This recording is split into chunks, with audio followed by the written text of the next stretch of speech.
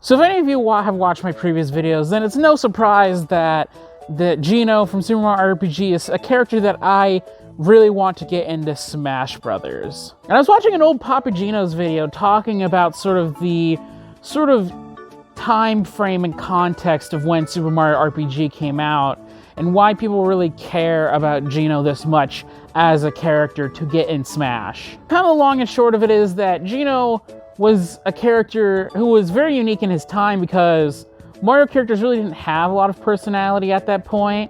I mean, Waluigi wasn't even created yet. We don't get a lot of the, sports spin-off games until later on, like late N64 into the GameCube. And even today, Geno is still a pretty unique character. But you know what? It's just incredible, honestly, that people have been pushing for Geno for so long. Considering that Geno support really sort of came into existence in like 2006, when Brawl was announced, and by the time that Smash Ultimate Fighters Pass 2 ends, it'll be 2021, it'll be 15 years that people have been pushing for Geno. It's honestly super surprising that a character this requested has not been put in the game at all.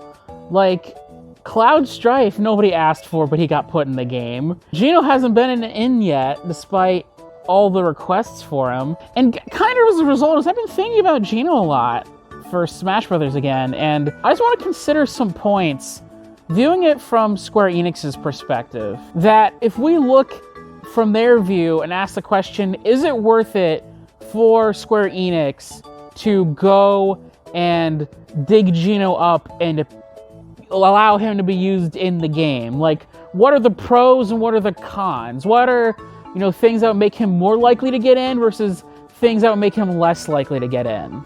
Now, this is not a speculation video that just because I consider both of these arguments that I don't think definitively that Geno is going to come to the game or not in any one way or another.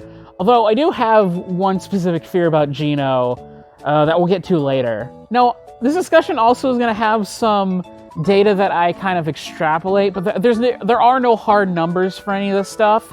So things like specific sales numbers of Super Mario RPG on the Virtual Console, whether that be on the Wii or the Wii U, or the sales of the Geno Mii costume in Smash 4. We don't have any of this data available to us, so we can't really entirely extrapolate sort of what Geno is worth to Square Enix, but I have a couple guesses. I forgot to mention this during my initial recording of the video, but I know people are going to bring up, well, what about, the rumors that Nintendo bought the rights back to all the Super Mario RPG original stuff from Square Enix, which would include Geno. But kind of the whole premise of this video is dedicated on would it be worth it specifically for Square Enix. So if we're going to talk about, if it's worth it for Nintendo to put Geno in, that's a whole other conversation. So let's get started then for our little star spirit. So I think with Geno specifically, we have to look at sort of him specifically, because with Smash Ultimate so far, we've got characters like Ridley and K. Rool, which have been highly requested for many games now. So it's obvious to me that Nintendo really wants to fulfill these fan demands. And even they'll work with companies like Microsoft to get somebody like Banjo-Kazooie into the game. So to me, it's not really a question of whether or not Nintendo is going to go to these lengths for highly fan-requested characters, or even that they're willing to work with other companies. It's more specifically the question of whether Geno specifically is worth getting in the game. You know what? I didn't expect it to really rain all that much, so let's get into some shade and I'll finish the rest of this video. So when talking about Geno, we have to talk about kind of the elephant in the room that is kind of his bizarre ownership status, and why this video is as long as it is. I've talked about it before, but Geno's sort of ownership status, at least to my limited understanding, I'm sure someone will correct me, Geno is fully owned by Square Enix, but Square Enix doesn't really have any use for Geno outside of just selling the rights for him and all the other Mario RPG stuff back to Nintendo for use in other games, or just selling Mario RPG again. But Geno really isn't a fully, like, third-party character either. He's not fully independent from Nintendo. And while I'm sure that Square Enix probably could do whatever they'd like with him separate from Nintendo since they own all the original Super Mario RPG IP, they just decide not to for whatever reason. So Geno's not really a third-party character in sort of the same way that Cloud Strife is, that with or without Nintendo, that the character can still do other things and be in other projects. Implying there is that it might be more of a functional relationship difference rather than anything that's hard written down into the letter of the law. So it might not even necessarily be that Square Enix can't, but it might be more out of respect for Nintendo, kind of in a similar way to how Disney technically can do whatever they want with Sora, but they always ask Square Enix and Tetsuya Nomura for their clearance every time they want to use them in something. I mean, Geno's not really like King K. Rool in the sense that K. Rool had a lot of misunderstanding about his ownership over the years, but if we go back and sort of track all the data of his appearances in the mid-2000s, that it was entirely clear that Nintendo owned the guy separate and didn't need any permission from Rare. It's just they hadn't used him in so long that this idea was able to spread. But Geno hasn't been in that much for so long that it's kind of hard to tell really what is the usage rights of him or not. And like the little data that we do have of him doesn't really paint all that good of a picture. I mean, outside of Smash Brothers, the only other game that Geno has really appeared in was the original Mario and Luigi Superstar Saga as a cameo for the intro of a minigame. And they removed him in the remake! So that's incredibly confusing that people went out of their way to get the rights for this character for a minor thing, and then they took him out, like, in the remake of it. Like, it's just, is he hard to get? Is that why they got him for a little introduction? Is he easy to get? And that's why they only had him in a little bit of the game. Ugh. But it makes it just so much more confusing because it's kind of hard to tell where artistic intent kind of stops and the legal issues begin. So the developers of Mario and Luigi Superstar Saga, if Geno was actually a character that's really easy to get access to, would they have used him more in the game, or was their intent always to only have him be this one cameo? And that's not helped by the fact that in the 3DS remake, Geno is just one out of a series of bizarre character removals, of Nintendo sort of coming in and homogenizing a lot of the unique character designs in Superstar Saga remake to kind of more fit with the more homogenized modern Mario and Luigi games. But you know what? I have to be fair.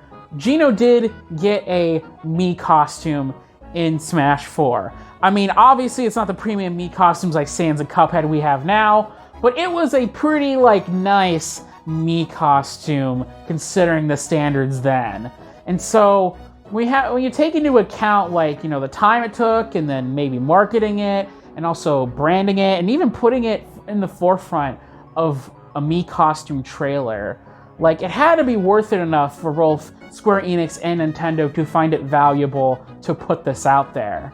But to me, one of my biggest concerns about one of the roadblocks for Geno getting in, at least on the back end, is not necessarily that Geno would be expensive to get in or Square would want other characters, but more in sort of Square Enix all of a sudden finding this character that they hardly ever used, all of a sudden being worth a ton more, and then their behavior regarding what they're gonna do with this newfound value. Okay, I know that's a lot of information to take in, but let's just break it down a little bit. Everyone can assume that Geno as a character is probably not really worth a lot. He was really only prominent in one game from 20 years ago. He was an important character in that one game, and he's connected to the Mario intellectual property, so that raises his stock up a bit. And yeah, being one Mii costume out of like 100 in a game that came out 5 years ago, any sort of like character IP worth that would have been built up because of that, I'm sure most of it has eroded since then. So kind of the way I'm sort of factoring all the math and stuff is that I think Geno is worth a little bit more than the bare minimum for a major character in one game created by a major corporation like Square Enix. Now, in part, a lot of that was due to just Square Enix not really pushing the character. That Square Enix just held on to this character and didn't really do anything with him. And so his value hasn't really appreciated that much at all. But if you look at it from Square Enix's perspective, imagine that you're sitting on this thing that's worth almost nothing, right? You haven't taken care of it in a long time. You just kind of have this character sitting around that you let Nintendo use every once in a while. And then Nintendo comes up to you and says, hey, we want to use this character in Smash Brothers. That means millions upon millions of dollars in revenue coming to Square Enix from something that literally they didn't have to do anything for. So with kind of the supply and demand, right, that they have to go to the negotiating table to see if Square Enix can negotiate the price down and, see how badly Nintendo wants it, right?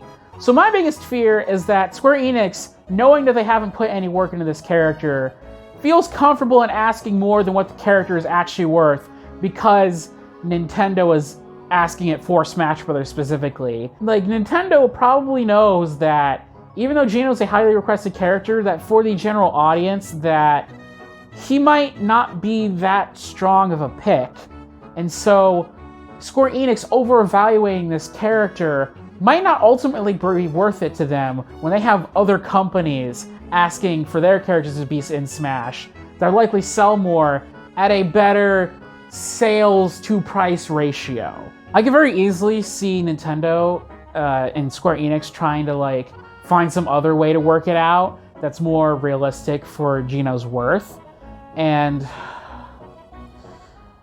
I'm just afraid he's going to be a premium Mii costume. I'm sorry. And the thing I hate about it is that it would fit so well. Not just the proportions, not just that he would work really well with Mii Gunner's moveset, but also just kind of the whole lore of Geno, that he is this wooden puppet that is taken on by a spirit. Kind of fits with the whole premium Mii costume, sort of wearing a character's skin thing. It works kind of eerily too well for me.